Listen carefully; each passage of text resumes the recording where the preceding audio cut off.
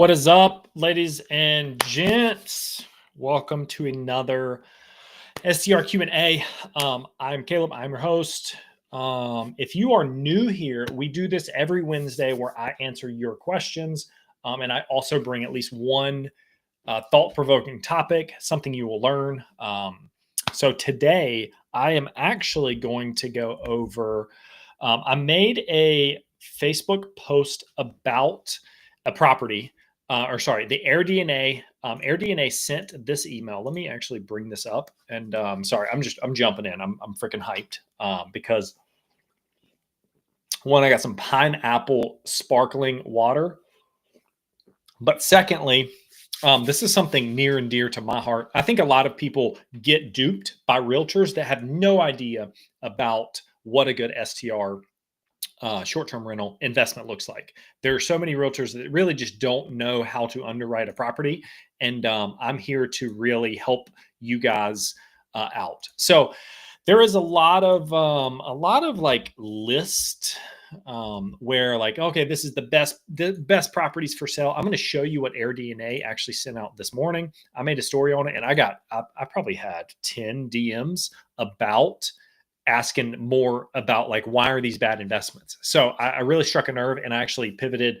to what I was originally going to talk about this right here. So without further ado, let's freaking jump into it. Let me make sure this is a little bit off to the right, but I mean, can I make this a little bit smaller? Maybe not.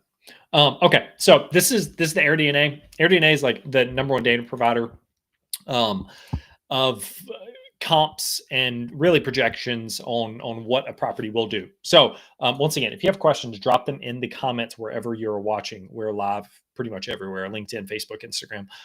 Let's get right into it. So this is the email that we got. A couple of cool things that I do really like. AirDNA is in my opinion the best one from the data provider perspective. There's a lot of misconceptions out there, but they say they're like 98% accurate. So very interesting that they came out with this list. I've never seen it. Maybe it just automatically goes to spam. I don't know. But you've got the purchase price right here and the AirDNA revenue. Obviously, they're a data provider. They want to, be the source of data. But from an investor standpoint and from a hosting standpoint, you got to know that these are always adjustable. Like if this says 52 grand, you could probably pump that up and get that to like 70, 80 with enough design and amenities that I talk about a lot. The purchase price, once again, right now, it is a buyer's market. So you could probably get this thing for, 10, 15, 50 grand off, depending on how motivated they are. But those two are the two biggest numbers: purchase price, AirDNA estimate. There is something that I came out with. I don't know if I'd never heard about it, but I'm coining it as mine. I'm calling it the 15% rule. Since I'd started talking about it a couple of years ago, I think I saw one more STR like personality start saying that. So I was like, maybe they said it separately, but I had never heard it. I call it the 15% rule. So what I'm talking about here is the 15% rule explained. So how that ties into here, it's a quick back of the napkin math problem. I literally have this conversation almost daily. I'm like, how do I know properties are good investments? Honestly, most properties are terrible investments. I would say 98 to 99% of properties will not make sense on the short-term rental market for multiple reasons. One, the property's overpriced. I think that's probably the main one. Right now, purchase prices are high. It's expensive to get into a property. That's not all that is really affecting this. I think there are so many properties that are just mediocre out there. And a lot of people say like, oh, you're not making money. Like you're not doing well. Like you're not getting booked. ADR isn't as high as it was, 2 years ago. Like the competition is continuing to rise, and it will continue to rise. So the mediocre properties, the investor specials, from what I like to say, those properties are getting squeezed and squeezed and squeezed. I'm seeing a lot of them hit the market, and honestly, on the market, they're not selling because I think they're a little overpriced. They were bought wrong, and I think undermanaged and underutilized from a STR asset. So all that to say, let me bring this back up. This is the 15% rule. I'm going to go through it and explain to you 15% rule. This one right here, I'm going to bring out my calculator and kind of show you guys how to do this within 10 seconds. Like the 15% rule is a very, very quick underwriting that anybody can do. AirDNA has a free estimate. You don't get to see the comps, but you at least get this number immediately for free. The last time I checked, it was still free. So I'm hoping that is still the case. So as we kind of go through these, I'm just going to be firing these off. I'm going to look at the listings with you guys to point out some things that I see, but I'm going to go through all 1, 2, 3, 4, 5 of these properties and show you why I wouldn't buy any of them. There's a couple like potentials, but I'm going to kind of go through it here because this is where almost everybody gets stuck. Everybody gets stuck at like the analysis paralysis with so much internet access and access to all this crap. Like you can talk yourself out of a good deal over and over again. I see it all day, every day. We've got 10 investors that are like, is this the right time to buy? I'm like, dude, you could get this thing for 50 grand under asking, 75 grand under asking if you were just pull the trigger now. I'm buying personally. So we're going to go through it right now, and I'll kind of show you my logic here. I've probably underwritten, I don't know, probably 1,000 properties at this point. And I look at like 500 new ones that hit the market every single week. And usually there's like 2 that really make sense. And this is one market. This is Charlotte. That's where I live. These properties right here are not in Charlotte. I don't think any of them are. But so this property right here is estimated to gross revenue. So this is gross revenue. One thing to mention here is this includes cleaning fee. Not a lot of people know that. With AirDNA, the gross number includes cleaning fee. So if you're looking at a projection, make sure you have a line item expense that also deducts cleaning fee. Because if you're not, you're overestimating the gross and also overestimating the net. You're going to have a cleaning fee come out of the back end. And everybody's like, oh my God, like doesn't the guest pay the cleaning fee? Yes, they do pay the cleaning fee. But that's not to say that you don't have to expense it out on the back end.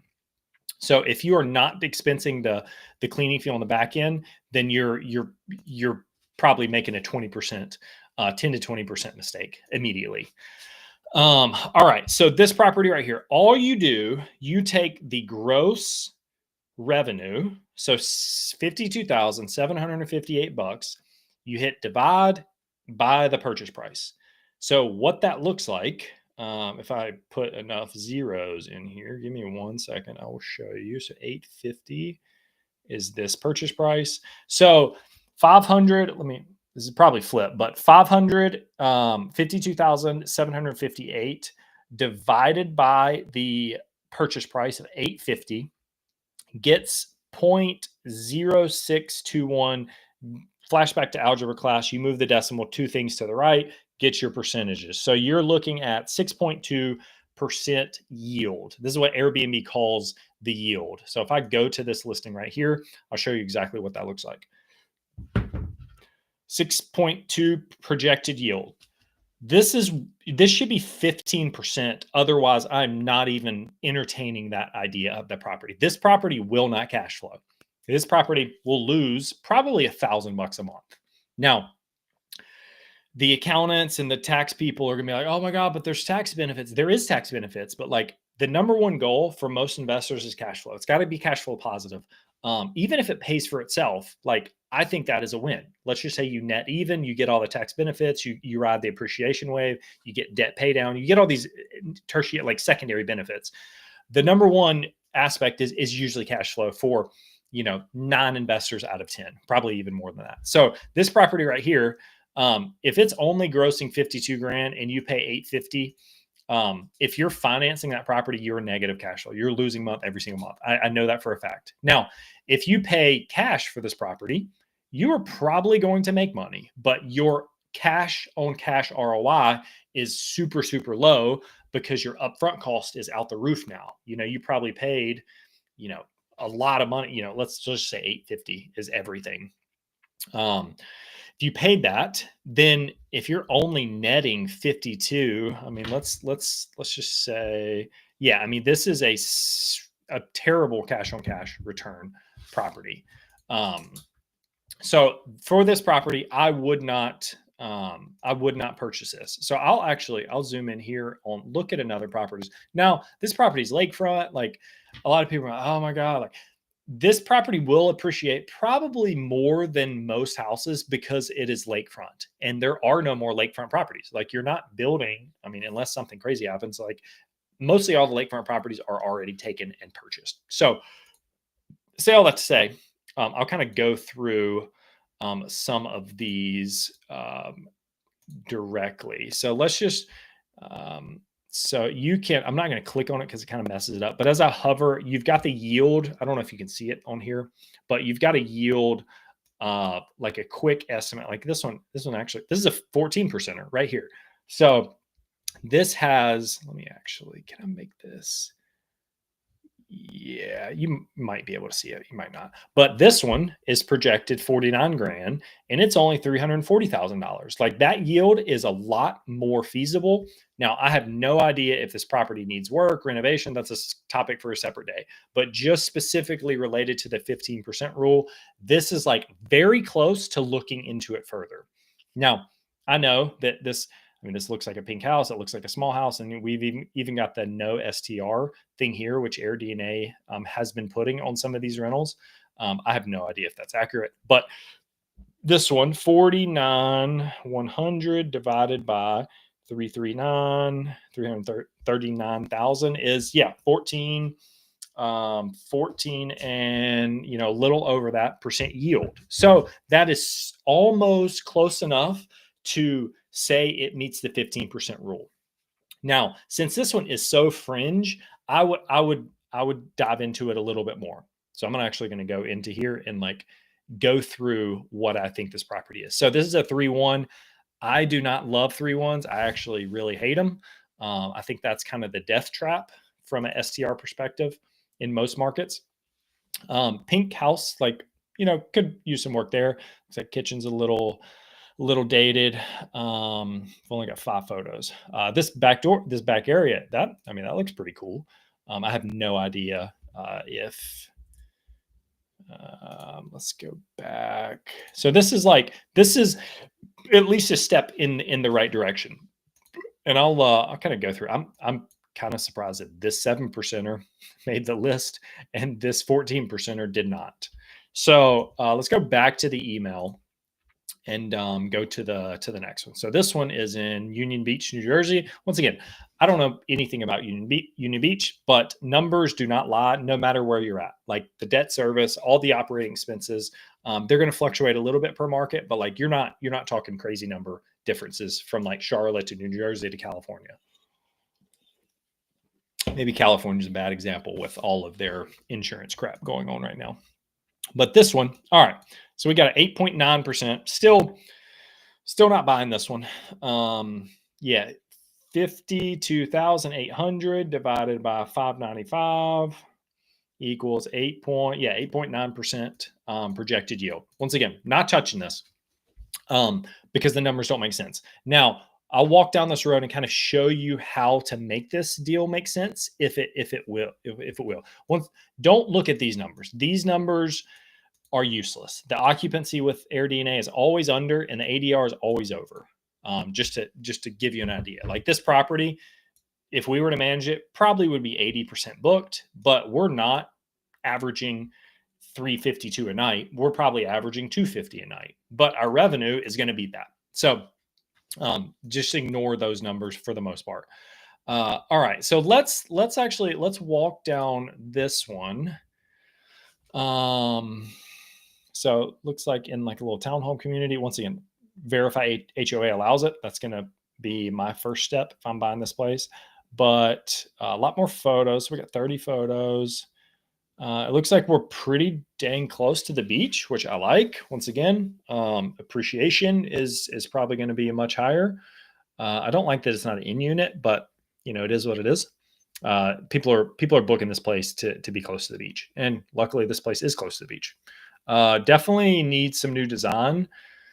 This is a very unique style, but could have potential. I still don't think I'm buying this property, but I'll kind of walk you through the example of like how to make some of these fringe deals make sense. I still, so let's say this property. Actually, I'm gonna go through some of these other ones and kind of walk through some more. So once again, 60 grand revenue divided by 750,000, way too pricey. I mean, this is only an 8%er. Once again, lakefront. They definitely like lakefront. So maybe this is potentially a look into it further. Definitely needs some work. But I mean, you got a nice little outdoor area here. So let's say this property right here. Let's say I actually look at it in depth and I'm like, actually, this thing could do 100 grand. So let's rerun the numbers with the 15% rule in effect. All right. So let's say 100 grand, right? 100 grand. Is 13.3%. Let me just make this a percent. Okay, whatever. 13.3%. I screwed it up. But that at 100 grand, that thing would be a 13%er. So even if you like absolutely crush it, amenity add, really pimp this thing out, like you're still under the 15% rule. Now, if you're like close, you can pull some different levers, right? You could put more money down. Like you could put 30% down versus 25 or 35. You could buy it cash. You could add amenities. Right now, the easiest one is like get this purchase price down. You could do it in negotiations or like seller credits. Like there's so much creativity that buyers are doing right now to get deals. I think the easier one is increase the projected revenue. AirDNA is very conservative. Like I'm usually adding 10 to 20% to what AirDNA is saying out of the gate. So if this is 60, I probably think with us managing like this property, we could probably easily do 65 to 70 plus, just as it is, just with our pricing strategy and the experience that we've got. So let's continue to walk down these. This one, I thought this one was pretty funny. This one is 1.1 in Pennsylvania. I think this might be, this is Poconos. So I actually have a lot of experience with Poconos properties. I think this being a 4.3, this is a little bit more like it, more like my buy box, because originally, like solid market. You can actually click on Poconos market. That's a video for another day. But initially, like I know this property will do more than 86 grand, just because like I can already see the photos. It's a 4-bed. You got a awesome fire pit. It looks like it's waterfront here. Some cool drone photos. It's got a hot tub. This right here is a pretty cool shot. The house itself is like okay, I think, but the outdoor amenities is the ones that really do it. So let's go back here, and let's say I could actually really add value here, and I could get this thing to 130,000 in gross revenue. Still at 1.1, that is too expensive. I would need it to be like 160,000 in gross revenue, which I think is still like outside of the norm here. If you really did this well, I think you could. 2,200 square foot, you're kind of capped with the space, but at 130 grand, you're still at like 12%er. But of these, like I'm probably choosing this just based on the amenities and the access. It's got upside. You've got water here, you've got seclusion, like you've got a really cool property. You paint this thing black, like make this thing look mean. You got hot tub, you got a nice dock here. I have no idea about the interior. Like you would need to redesign that, but The upside here is much higher than some of the other ones on this. You got the game room down here. But I wanted to go through all that just because like these lists, they're are helpful, but at the same time, they're also like kind of analysis paralysising most people here. Let me actually, I did not look at this one. So we'll look at this one and then we'll answer some questions here in a sec. So Louisville, Kentucky. So 1,800 square foot. Let's actually go through this. Looks like just a normal suburban home. I didn't look at this one before.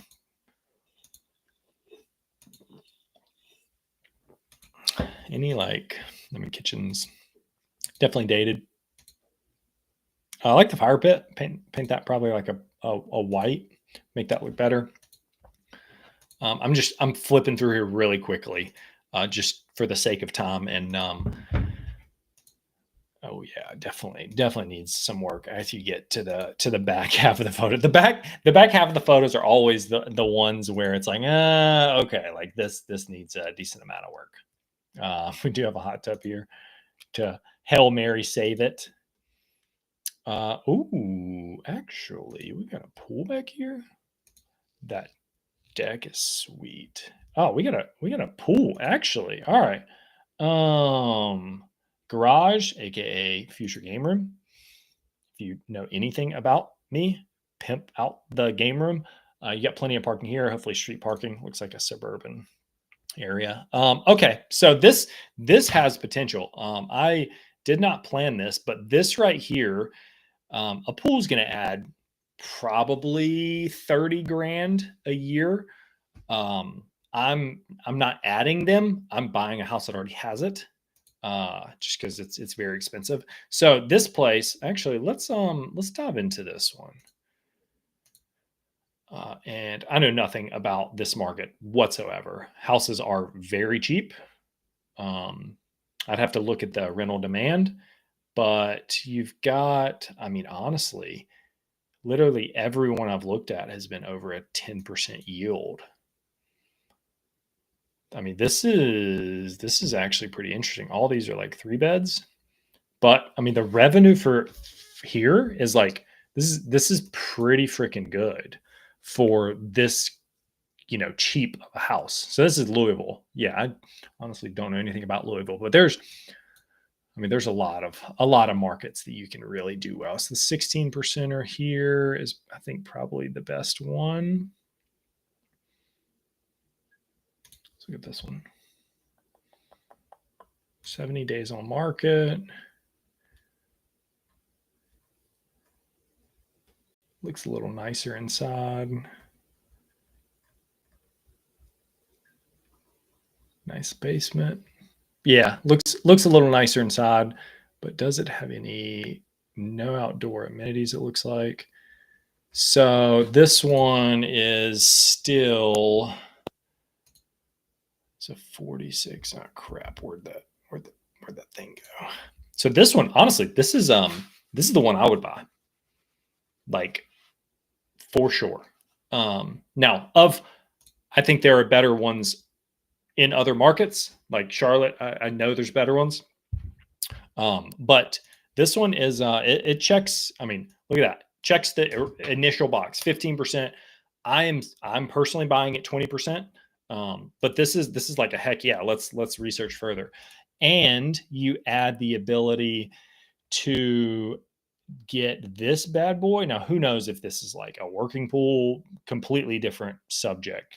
But this one definitely needs some work, like definitely renovation work. So you are not paying it on the purchase price. You're just going to have a bigger renovation budget as you get more and more into this property. So this is honestly, adding the 20, 30 grand to the pool, just being unique. This property actually seems to be a pretty freaking good deal. So let's just be conservative and say it does 70 grand at 289. This is a 24%er out of the gate. So I am for sure looking at more into this property. And I was hating on the AirDNA. This one actually checks a lot of the boxes. Now this one will need renovation. You can't just list it now and expect 70 grand or 80 grand, anything like that. You're going to have to renovate it. So I have a completely different topic. No idea how much the renovation cost would be on a property like this, but it checks the box. So that's a 15% rule. Let me go back to my agenda. We talked about that. The yield is that number. So that's like how it's calculated. It's the gross revenue divided by purchase price.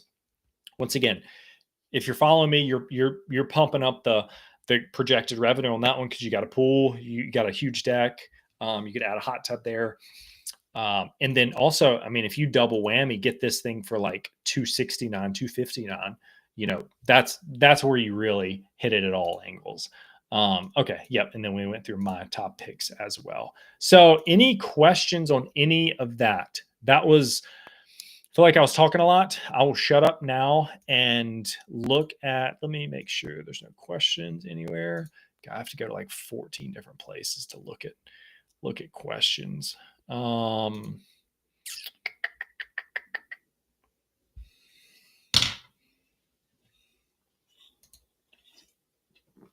Instagram, YouTube. How do I check YouTube? All right. So with all that, that was a lot, but hopefully you took away at least the 15% rule from this. Once again, that is back in the napkin. It is not like a hard and fast rule because you can change a lot of these. Like right now, if you're buying something, you're getting it for under purchase price. And if you're following, me and like the amenity ad people, like you're pumping up those revenue numbers because AirDNA doesn't know that this place has a pool. Like at some point, they're going to be able to detect it.